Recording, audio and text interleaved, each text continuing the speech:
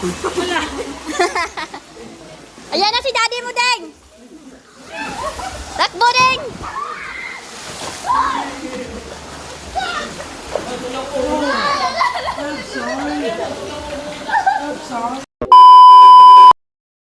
So ayan, sa tinagal-tagal ng aming plano na mag-outing kami ay natuloy din. So hindi na to drawing dahil natuloy din. So ayan, nandito nga sila ngayon sa aming maliit na apartment kung saan kami ngayon nakikitira. So dito ang meeting place. So bali 16 kami ngayon ang mag-outing. Kaya nagrenta kami ng van dito lang din sa katabi ng apartment, so 'di ba? So nandito lahat sa ating malapit lang. So ayan, nandiyan yung aking best friend, yung nakadilaw. Ayan si Nanay, ayan yung mga kapatid ko, si Andrea, si Chow, ayan si JM, tapos ayan si Pitpit, si Kuya. So ayan, so habang naghihintay nga kami, si Kano ay bumaba na rin. So mukhang hindi naman siya excited dahil kanina pa yan siya panay ang bihis. Kasi nga, syempre hindi nga siya excited. Dahil sa totoo lang, siguro, hindi lang higit kumulang mga 7 taon kaming hindi nakapag-outing. So, ang huling outing namin si nanay ay 50 years old pa lang at doon namin yan idinaos sa Sibris. Dito lang malapit sa Taguig. So, ngayon, dahil birthday na naman ngayon ng tito namin na pang 50 niya rin, kaya ito, nag-book kami ng isang resort. So, binook namin ang resort ng March. Pero, hindi tumugma sa kanyang birthday na August 20, ay hindi, April 28. Ayan, voice over pa more. So, ang nangyari, ang petsa na bakante ay sa May 5 at May 4 and May 5. So, ang nangyari nga kay nanay na punta ang kanyang slot. So, ang nangyari doon na lang namin lahat sinilibrate pati yung late birthday ni Kano. Kasi si Kano, di ba, April. Si Tito Omar naman ay April din. Si nanay ay May. So, kay nanay lahat ang napunta ang schedule. So, ngayon, nandito na kami sa resort.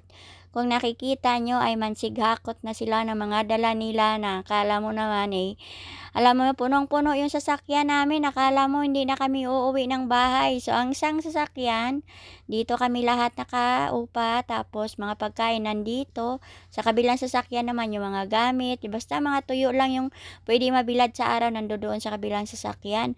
So, ito nga pala yung venue ng aming nakuha na resort. Kung nakikita nyo, sobrang lawak. At sabi nga, may wifi. Pero nagkataon, nang kami nag-book ay hindi gumana ang wifi. So, lahat yata kami may balat sa puwet.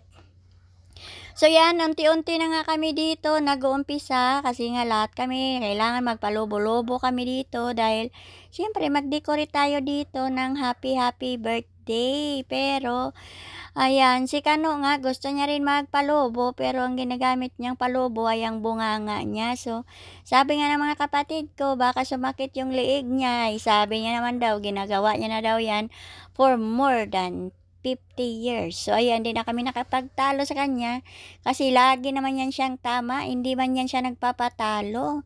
So, ayan, at mayroon na rin dito ang pool. Ang pool nga pala nila dito ay 4 feet lang at saka 2 feet. So, ayan, naligo na yung iba. So, mayroon kaming 2 kwarto at bawat kwarto naman ay may CR. Tsaka mayroon ding isang CR sa kusina.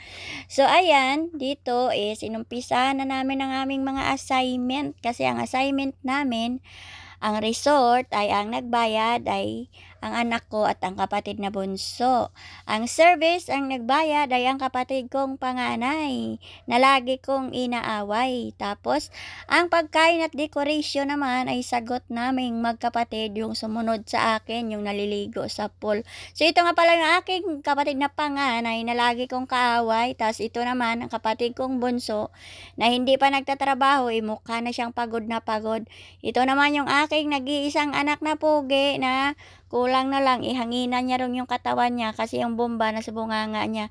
At ang may birthday, ayun, sa katabi niya. So, ito naman yung nakadilaw na malaking tiyan, yan ang nanay ko. Tapos, sa kami dalawa naman ng anak ko, nandoon sa tuktok. Kami nga nag-decorate, tsaka yung ninang ko, nandyan din, ng ninang ko sa kasal. So, ayan, marami kami. Lahat kami dito ay nagtulong-tulong kasi alam nyo na, lahat kami talaga magugulo. Naku, papunta pa nga lang kami dito ay napakaingay na namin sa sasakyan. Hindi ko alam kung nabingi yung driver sa amin nang inupahan namin. Hindi ko alam kung makakaulit pa kami. Dahil sobrang ingay talaga namin.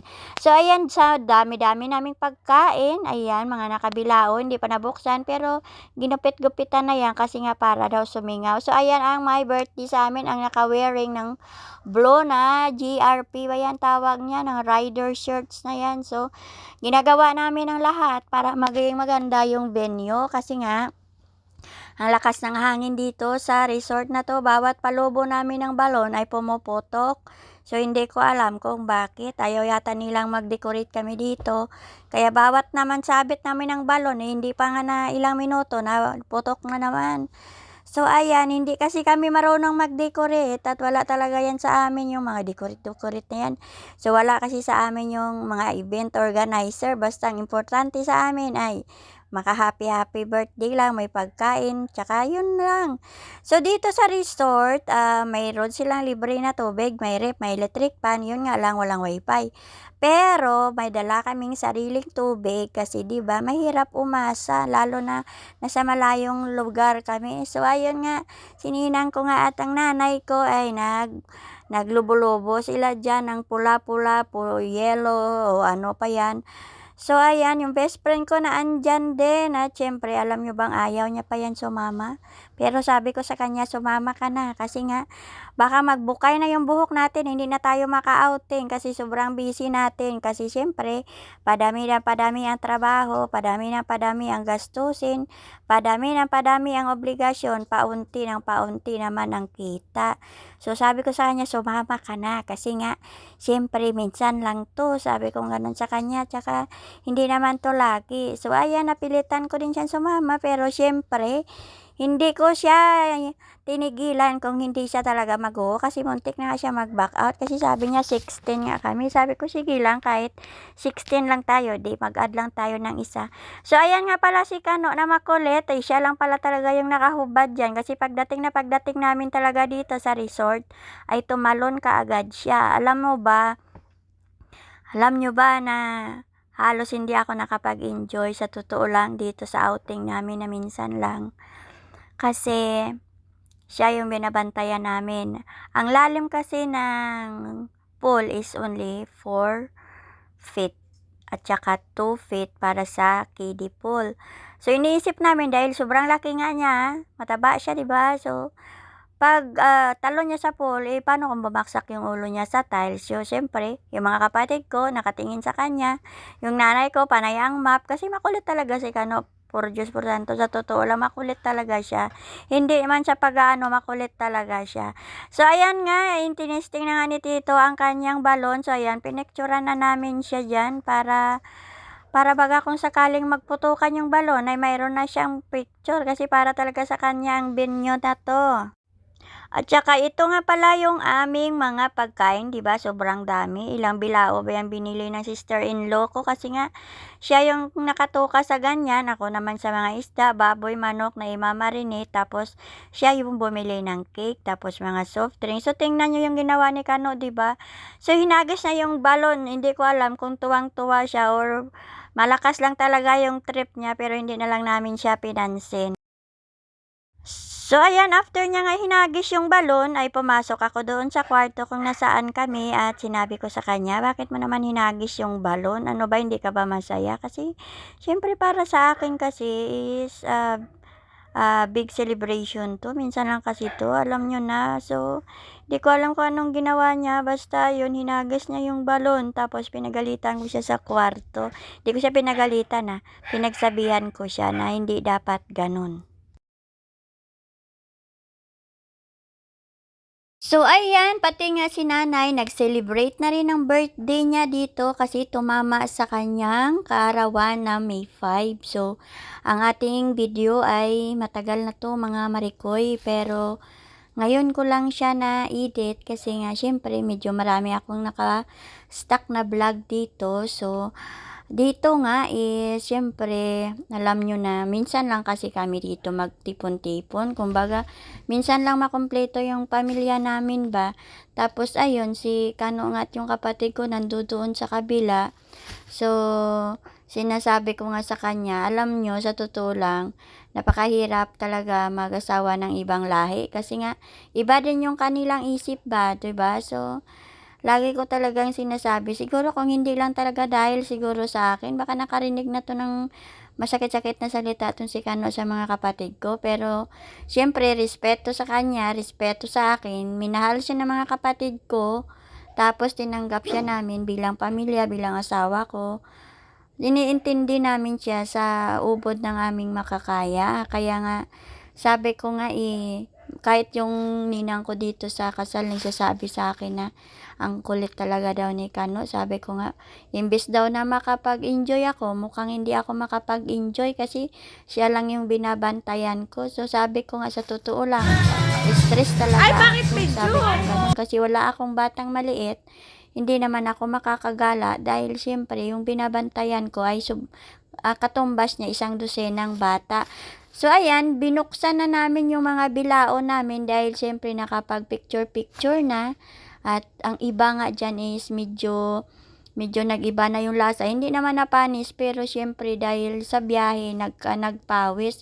So ayan, dito kung nakikita nyo nandyan yung anak ko. Ang sister-in-law ko dapat is pababa, so bigla namang tumalon si Kano. Kaya dyan kami talaga lahat na nervyos sa kanya.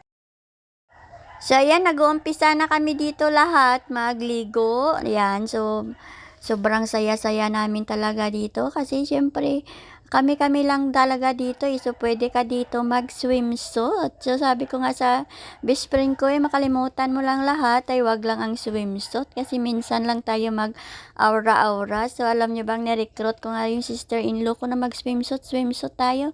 Pero ako yung hindi pa naka-swimsuit kasi nga medyo na-stress ako na very very light dito sa asawang Kano ko na napakakulit. So ayan, kung hindi muna ako nakaligo, sila lang muna nagbabalibol-balibol dyan sa pool. So, ganyan lang kami. Alam nyo bang hindi mo naman kailangan ng malaking pamilya kung hindi kayo nagkakaintindihan. Okay na lang tong ilang piraso lang kayo basta masaya.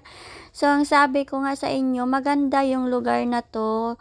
At saka, syempre, di ba, pag overnight kayo dito, tsaka may tree house sila. Mayroon nga pala itong bathtub sa likod, pero hindi ko pa na papakita sa inyo. Pero, syempre, mamaya makikita nyo rin yan sa video. So, ayan nga pala yung kapatid kong panganay na palagi kong kaaway. Kasi, syempre, pasaway naman talaga yan. So, nililinis din nila yung pool. So, ito yung venue, ito yung view ng pool kapag nasa labas ka. Tapos, ayan, yung pamangkin ko na makulit, ayan siya. Tapos, sister-in-law ko, nandyan.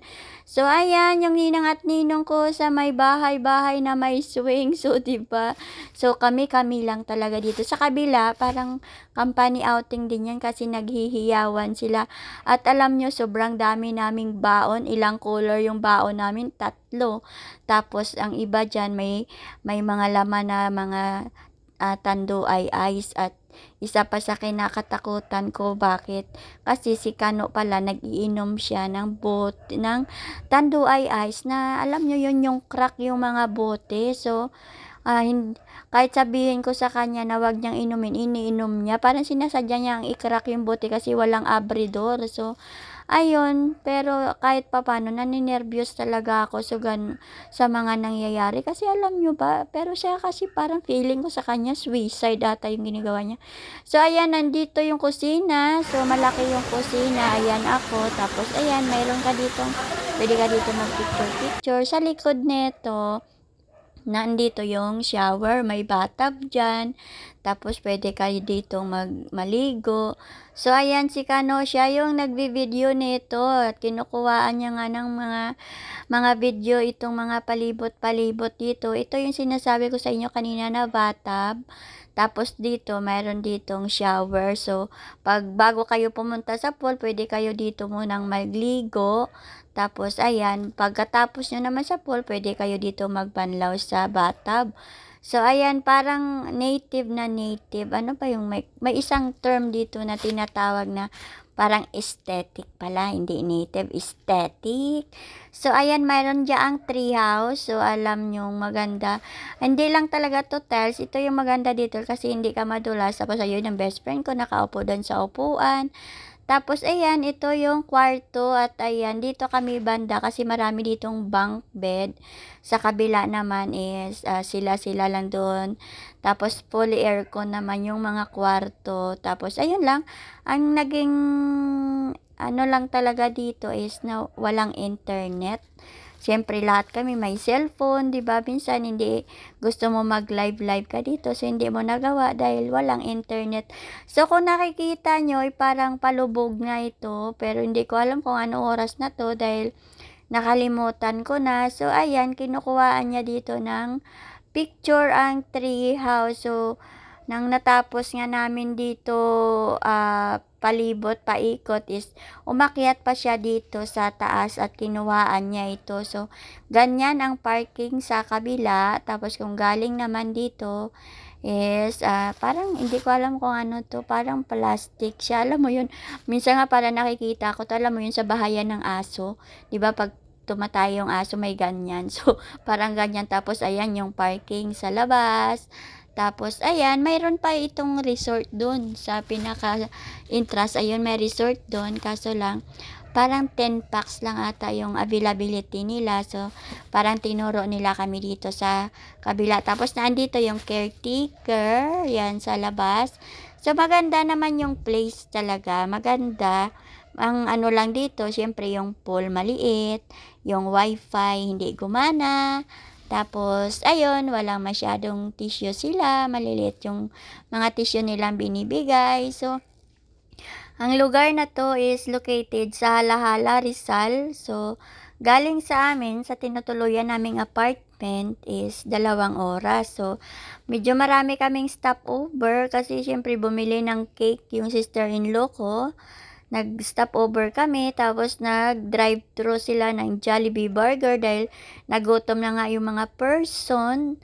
So, medyo natagalan kami ng biyahe. Tapos, nag-stop over kami sa 7-Eleven para bumili ng tube ice kasi syempre pa medyo malayo. So, medyo matarik dito pero maganda sa taas, mahangin. Ayan lang yung pool nila, pang pamilya lang talaga siya. So, kumbaga is maganda naman ang pagka ano nila, pero kumbaga yung expectation mo talaga minsan hindi nami-meet. Pero bago kami dito nag-book, ano muna kami, nag-ocular visit kami. Kumbaga pinuntahan namin ng face to face to bago kami nag-deposit. So, nang time na yon, mga siguro buwan ba yon ng March. Tapos, syempre kasama ko pa rin yung kapatid ko at sister-in-law. Tapos, pagkagaling namin dito sa resort, may dinaanan kami. Kasi, alam nyo ba, minsan nakakatakot kasi mag-book online na hindi ka nag-ocular visit. Kasi,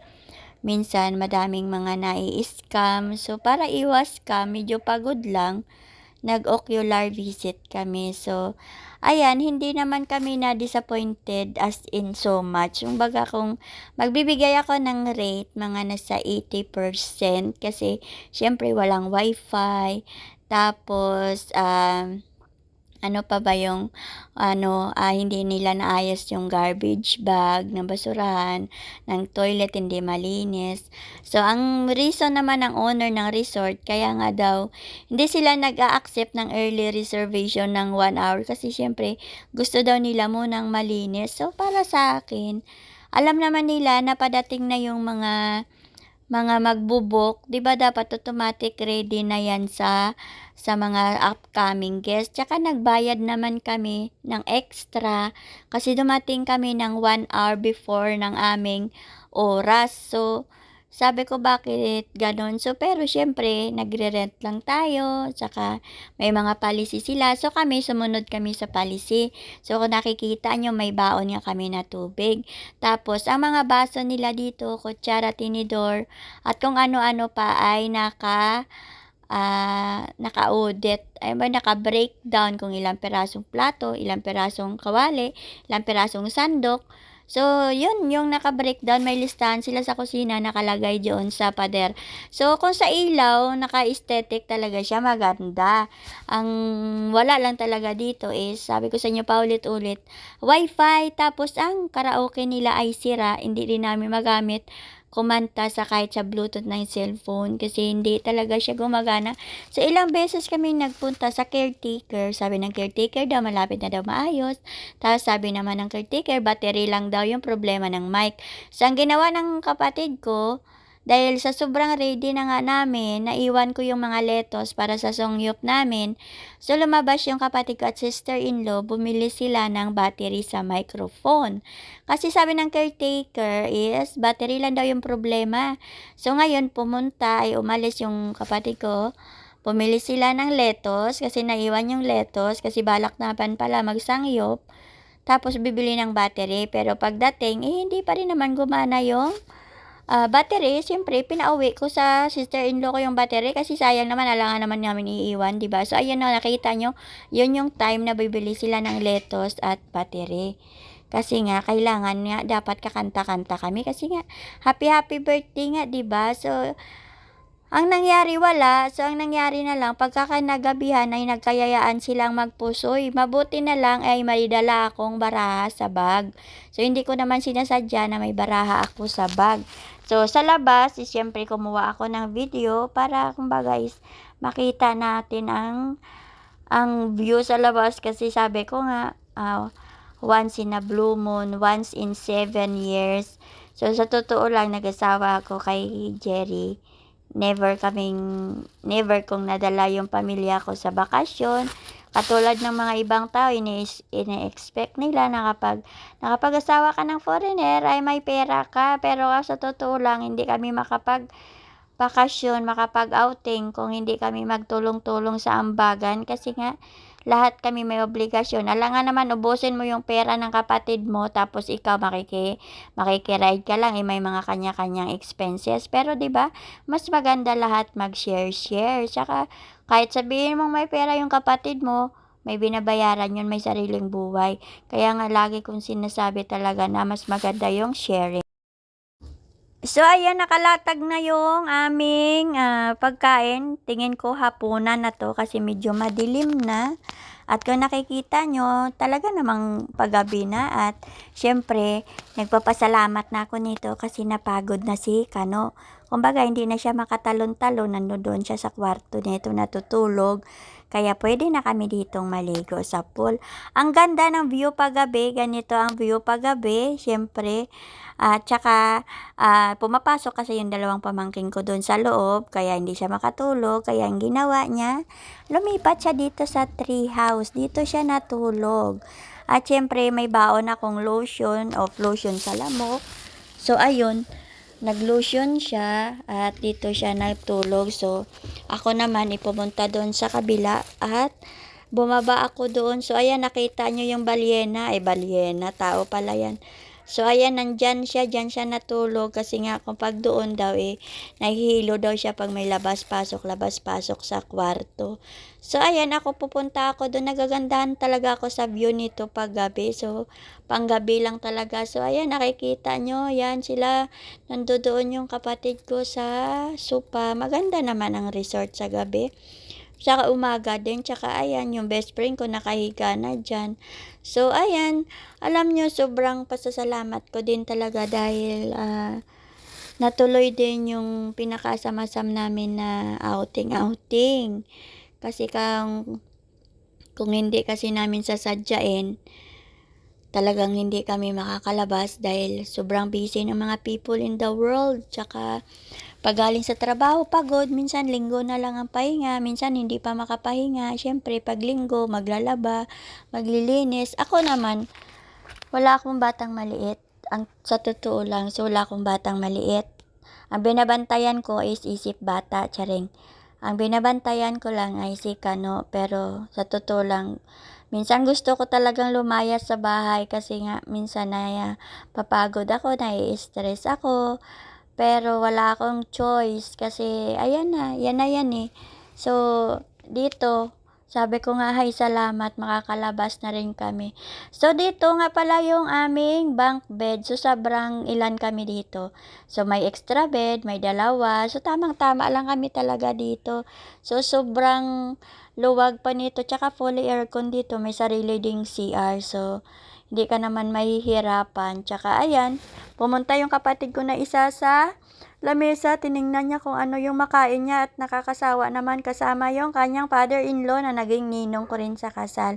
So, ayan, nagkadikit-dikit na kami dito. Hindi na alam ang mga relasyon namin dito kasi nga, ayan, sila naman na yun na yan ang sinasabi ko sa inyo kanina, nagpusoy sila dito. Dahil sa kakaintay ng wifi, inabot na sila ng gabi, Di pa rin gumana yung wifi. So, ayan, marami kaming pagkain dyan, kaya lantakan na natin ng lantakan. So, hindi pa nga nakalahati yung mga ihaw-ihaw namin, mga baboy, manok. So, hindi namin naubos kasi nga, kailangan namin maubos yung mga bilao. Kasi nga, yung bilao napanis na. Sobrang dami. Binigyan din naman namin yung caretaker. Ang cake nga, hindi pa nga nabawasan. So, yung nagkakahiyaan pa. Ayan, ito nga pala yung my birthday, si Tito Omar. So, pagod na siya. Tapos, ayan yung best friend ko. So, nagkakape. Ayun, nakikita nyo, nakataob na yung mga pagkain. Tsaka ito is, ngayon pa lang siya mabubuksan. So, ibig sabihin is, ngayon is umaga na ito. Good morning na. At ayan, ngayon pa lang namin mabinamanuhan. So, kami talagang dalawa ang nag-una gayat ng cake. Kasi nga, tulog pa yung mga people. So, kaming dalawa nagising kami. Kala mo mga daga, no? So, nagising kami dito at syempre, sabi ko swimsuit kami nito kasi syempre matagal kaming hindi nakalabas. So, ayan ako. So, yung damit ko mula kahapon pa siguro yun. Sabi ko nga kay Ninong mag-almusal na pero hindi niya siguro ako narinig. So, pumunta siya dun sa labas. Siguro niya ang aga naman nagising ng mga tao na to. Natutulog pa ako.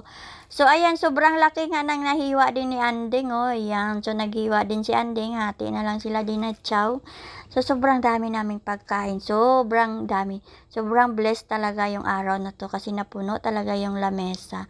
Hindi mo nga alam kung alin yung kakainin mo dito, di ba? Pag madami talagang pagkain, mauumay ka, no? Tapos, pag umuwi na kayo ng bahay, hahanapin nyo yung pagkain. Nasaan na ba yung ganito? Nasaan na ba yung ganito? May pagkain pa ba? So, ayan, ang nangyayari talaga. Pagdating talaga sa mga okasyon, mabubusog lang yung mata mo. Pero, yung tiyan mo ay hindi mo nakakain ka kasi nabusog na yung mata mo sa kakatingin. So, ayun nga, yung ibang mga video na to, pinadala ko sa anak ni Kano sa US. Pero yung video niya lang, na siya lang, pero ito hindi. Tapos, sinabi nga nila na parang sobrang laki daw ng party. So, sabi ko naman is, hindi lang naman kami yung gumastos dyan. Sabi ko, yung ginastos lang namin is ang pagkain. Alam nyo kasi sa totoo lang, hindi naman lahat ng mga foreigner is ma-issue. Siguro sa kanila may konting issue lang. Pero para sa amin, masaya kami. Alam nyo ba kung bakit? Dati naman namin, hindi pa naman ako nakapag-asawa ng foreigner dati. Kahit na nagtatrabaho lang ako sa maliit na trabahoan. Kami ng mga kapatid ko nagbabanding talaga kami. Tsaka yun yung lagi kong sinasabi kay Kano na importante talaga sa akin yung pamilya. Sabi ko, pero sa kanila kung hindi sila ganun ka-close sa pamilya na, sabi ko talaga namang may mga issue sila. So ayan, tingin ko naman is natutuwa naman dito si Kano kasi nga, syempre, minsan lang kami makakalabas hindi man sa pagiging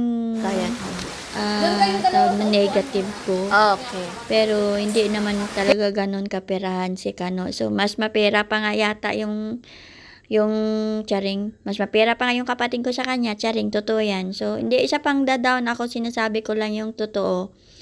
Normal lang na tao si Kano. Sabi ko sa kanya, baka dito sa Pinas, kung may pension ka, siguro yung pension mo ay tama lang sa pambili mo ng pagkain. Ganun lang. So, ayan, pero ako, sa totoo lang, isa sa mga blessed ko sa buhay, yung mga kapatid ko, tapos mga anak ko, yung pamilya ko. So, sila lang din naman kasi yung matatakbuhan ko pag walang-wala ako. So, ayan, dahil nakakain na kami, it's time for me to aura-aura. So, ayan, nag-aura-aura ako dyan kasi syempre malapit na kaming uuwi nito. Ilang oras na lang kami dito. Kaya sinuot ko na yung mga aking mga bathing suit. So, ayan, nagkakape na nga yan si Kano at kumuha siya doon ng cake. And then, syempre, may mga ilang photo kami dito na kinuha at syempre, ayan, si Andrea kasi Chow, dahil susulitin natin yung ilang oras na lang natin ditong natitira, kailangan mag-aura-aura tayo. So, ayan yung best friend ko. Magkukuha din siya ng kanyang picture kasi ilang oras na lang kami ay uuwi na kami. So, ayan, sobrang masaya din ako dito ngayon umaga. Pero kahapon na stress ako. So, nang pumunta ngayon sa akin si Kano, tinanong niya sa akin ko, may wifi na ba? Sabi ko, wala.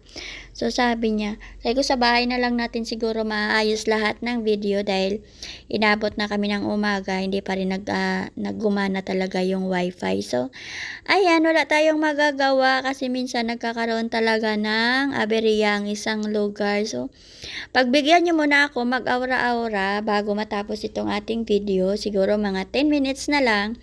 At matatapos na tayo sa ating aura-aura. So, ayan na nga pala tayo dyan. So, di ko alam kung bilbil ba yan yung nandyan dyan sa akin. So, ayan yung nanay ko, nagbibidyo-video din siya doon. Ito kasi, magiging memories namin to. Kaya, syempre, di ba, akalain mo, 7 taon bago kayo makalabas. Tapos, syempre, di ba, gusto ng lahat palagi kayo mag-outing. Hindi nyo naman, wala, tawag nun? Wala sa schedule ang pag-outing at saka kailangan yan pinag-iipunan. Hindi ka lang basta pupunta doon sa resort at sabihin mo, "Hoy, maligo kami dyan." Siyempre, kailangan magbayad ka. So, ayan yung anak ko, di ba? Ang galing-galing niya dyan. Tapos, siyempre, yung pinsan niya medyo conservative. Di ba, kukuhanan ko sila ng picture, nakaupo sila sa sofa, tapos may hawak sila na balloon. Yung mga golden balloons, binibigyan siya ng kanyang pinsan ng balloon. Ibig sabihin nun is, takpan mo nga yan ate, bakit kasi ganyan yung suot mo. So, ganyan yung isang pamangkin ko, medyo conservative. Pumasok pa nga siya sa kwarto namin, tapos, tinanong niya kung kaninong damit yung sa bag. Akala ko naman, nagtatanong lang siya. Kaya pala ibibigay niya sa mama niya kasi nga yung mama niya naka-sleeveless. So, binigyan niya ng damit yung mama niya. Sabi niya, get dressed daw. So, wala siya dito ngayon sa video. So, ayan. So, ay nako. So, ayan. Lahat kami sinusulit na at saka siguro sabihin natin mga 8 o'clock to ng umaga or 7 o'clock. Ayan. So, 7 o'clock na to ng umaga. So, dadating yung mag-out kami dito ng 11 o'clock. So, may 2 hours. So, yung 1 hour, siyempre, para yan sa pagliligpit ng mga gamit namin. Kaya, ayun, nagtipon-tipon na kami dito para maligo na kaming lahat. Dahil maya-maya ay lalayas na kami. So, ngayong araw is, hindi na si Kano nang ulit. Kumbaga, umupo na lang siya doon at nagkape-kape. Kaya, kami naman ang mag-occupy ng swimming pool. So, ayan, sobrang pasasalamat namin dahil nakarating kami dito na safe. At saka, syempre, lahat kami nag-enjoy. So, yung pamangkin ko na nagbe-break time din. So, dalawa lang talaga yung bata dyan. At kami ay 14 na adult. So, yan lang yung kiddie pool, 2 feet. Tapos, yung isa is 4 feet. So, ayan. So, dapat hindi kayo na boring sa ating upload kasi nga syempre masaya ako na binabahagi ko sa inyo yung aming mga ganap sa buhay at syempre 'di ba hindi ko naman pwedeng i-store to sa gallery ko at hindi natin maa-upload sa isang uploadan lang dahil medyo mahaba ng konti kaya ayun nilalagay natin to sa YouTube at ilalagyan ko ng link diyan sa baba para mapapanood nyo kung gusto nyo panoorin yung full video kasi ang ginawa kong video sa baba is only for 11 minutes. So, ito is 41 minutes. At syempre, para makita nyo dito ang full video ng aming kaganapan, kumbaga ito na yung pangkalahatan namin na activities at Siyempre ito yung sinasabi namin na 7 years. Kaya sa 7 years ba naman na hindi ka gumala, talaga namang susulitin mo. Lalo-lalo na kami. Yung kapatid ko naman na sumunod sa akin ay palagi naman yun siya nag-outing. Kasi siyempre sa trabaho nila, palagi silang gumagala. Ako, ayun, sa bahay lang. Nagbibilang ng 4 na poste. So, ayan, para sa akin, napaka-memorable nito dahil minsan lang talaga kami magsama-sama at minsan lang din talaga ako nakakagala. Tapos may kasama pa akong pasaway. So, alam nyo, isa din sa mga pangarap ko na isang araw, masasama din namin yung tatay namin sa mga ganitong event. Kasi yung tatay ko is nasa probinsya. So, siyempre, bawat event namin dito, naaalala namin siya. Pero siyempre nga, sabi nga nila, hindi naman pwedeng lahatin ang mga bagay-bagay. So, dapat hati-hati lang. Pero, ayun, lagi ko lang talaga dinadasal na gabayan kami sa buhay namin dito. Tapos, maging safe kaming lahat. Walang sakit. Para ma-enjoy namin yung mga buhay namin. Tsaka, syempre, mas madami pa din talagang mga gagandang mangyari kapag lahat kayo'y walang sakit. So, ayan yung 2 anak ko naglalaro sa pool na parang mga bata. Sabi nga ng kanilang tsuhin, sulitin nyo na kasi pagdating ng araw na magkakaroon kayo ng sari-sariling pamilya ay syempre mag-iiba na yung banding. At syempre, totoo naman yun. Kahit gustuhin mo man sumama kapag may sarili ka ng pamilya ay hindi mo na magagawa. So, ayan na, hinahanap ko yung anak ko at nandito pala siya natutulog sa loob ng bathtub. At syempre, nag-aanlaw na siya niyan kasi nga maya-maya konti is lalayas na kami. So, sabi ko sa kanya, bakit nanlulun siya sa loob ng bathtub? So, ayan, nandito rin sila ni Andrea at ni Chow. So, naliligo sila dyan, nagliliguan sila dyan, sana all naliliguan. So, ayan yung isa, ang sarap ng buhay niya. Siya nga pala yung kusinero namin kagabi at siya yung naglinis lahat dahil nalasing siya. Pag nalasing talaga siya, lahat ng mga gilid-gilid ng bahay lilinisin niya. So, ayan, bago tayo umuwi ay mag-aura-aura muna tayo. So, ipakita ko muna sa inyo yung maitim kong puwet, charing. Pakapakita ko sa inyo yung aking bathing suit. So, 2 beses ko na yan nasuot. So, ayan siya. So, nag-aura-aura muna tayo dyan para kunwari may confident tayo. Pero, syempre, first time ko magsuot nito. Hindi, pangalawang beses na pala. So, ayan. And then, maglakad-lakad tayo dito. Nako, harap lang tayo kasi pag nagtalikod tayo ay makita yung 8:00 ng gabi ng ating likod. So, ayan, mahirap kasi mag-bathing suit dito sa Pinas kasi parang hindi tayo komportable. Pero pag sa ibang bansa okay lang naman to, diba? Tsaka, alam nyo na ba na negra naman talaga ako. Kaya, bahala na maitim yung lubot, diba? So, ayan, hindi natin makompleto yung ating outing kung hindi tayo mag-aura-aura. So, ayan yung best friend ko, diba? Yan, sabi ko sa kanya, hayaan mo, antayin mo yung araw na maging mataba din ako katulad mo. Sabi niya sa akin na mayat na daw siya pero hindi ko alam kung saan banda. So, ayan, di ba? Nag-aura-aura kami dyan. Andyan nga pala yung nanay ko sa likod. Ayan, so malapit na talaga kami. Natatawa ako sa mga kalokohan namin dito. So, ayan, aura-aura muna siya. So, anyway, maraming thank you sa mga panonood nyo at pag-subscribe. And then, pag-support nyo ng aking YouTube channel. And then, sa pag-like, pag-share, pag-comments, alam nyo, malaking tulong na yan sa akin. Lalo na, syempre, nag-uumpisa pa lang ako dito sa pag-upload ng video ko. Kaya minsan, parang medyo boring yung mga video ko. Sorry, kasi, alam nyo na, hindi naman tayo ganun kasikat. Hindi talaga ako marunong mag-vlog, pero pinag-aralan ko lang kasi nga sabi ko gusto ko na lahat ng mga nangyayari sa buhay namin ay ilalagay ko sa YouTube para pagdating ng araw is mapapanood namin kasi 'di ba nasa YouTube pero syempre ayan nagsasayaw pa yung dalawa so malapit na matapos kasi hindi pa naman daw sila makakaligo kaya magsasayaw daw muna sila dito kasi puno pa yung paliguan sa labas. So ako naman is syempre nandito nandito rin ako sa pinag-alisan ng anak ko. Ayan, dito tayo manghilod. So, ayan, sobrang pagod na ako. Haggard na talaga ako dyan, promise. Pero pinipilit ko lang talagang maging masaya dahil ito naman talaga yung pinunta namin dito, maging masaya. Pero medyo hindi talaga ako 100% na masaya. So, ayan, nakapag-impake na yung madlang people. Makapag-impake na lahat kami. So, ayan.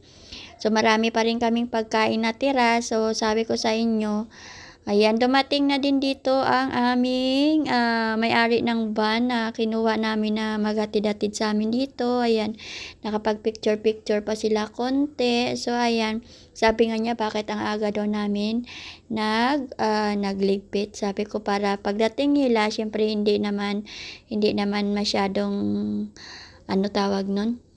Hindi masyadong pagod ba. So, ayan, inaantay ko na nga lang pala dito pumasok ang caretaker kasi nga, mayroon kaming security deposit dito. So, chinek niya pa lahat-lahat. Baka may dinala kaming malaking kawali sa bag namin. So, ayan, nag-video-video muna sila dyan. And then, ako naman is inantay ko lang siya na ma-check lahat para makuha namin yung security deposit namin. Sayang din yun, di ba? Pambili pa natin yun ng pakwan sa labas. So, ayan na kami at sabi ko sa inyo, sobrang ingay talaga namin at habang nasa sasakyan kami, no, so, yung stepfather ko ay medyo gutom na yun, kaya ayun, nasa sasakyan pa lang kami, kumakain na pa rin siya ng pagkain. So, ayan, hanggang dito na lang ang aking video and then maraming salamat sa pagsama sa amin sa aming outing after 7 years at dapat maulit muli. Bye-bye! Thank you so much!